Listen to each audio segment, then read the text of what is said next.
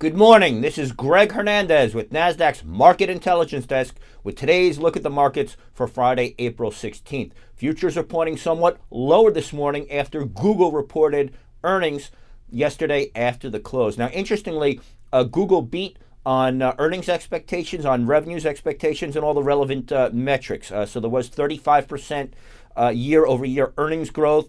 Paid clicks were up 15%. But what does happen sometimes is a stock like Google, which has done so well over the last 52 weeks, up over 50%. Sometimes expectations do get ahead of themselves by the most enthusiastic bulls on the stock. So that's where the so-called whisper numbers come in.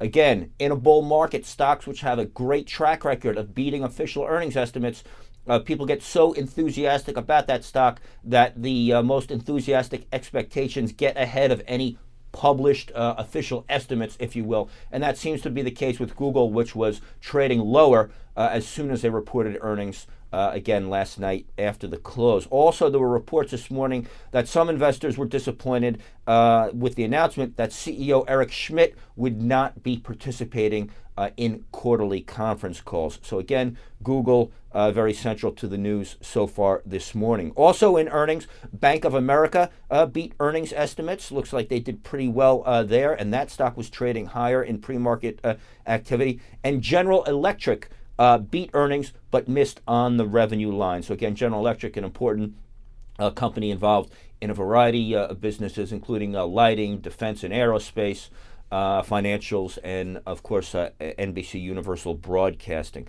On the economic front, housing starts numbers came in. It looks like a little bit better than expected, so that might be well received this morning. And then also in the news, of course, and probably putting a little bit of the negative sentiment in this morning's futures are reports out of Europe that again there's continued disruptions in air traffic, and that is exacting an economic cost to the European economies. So that's been all. This has been Greg Hernandez with Nasdaq's Market Intelligence Desk.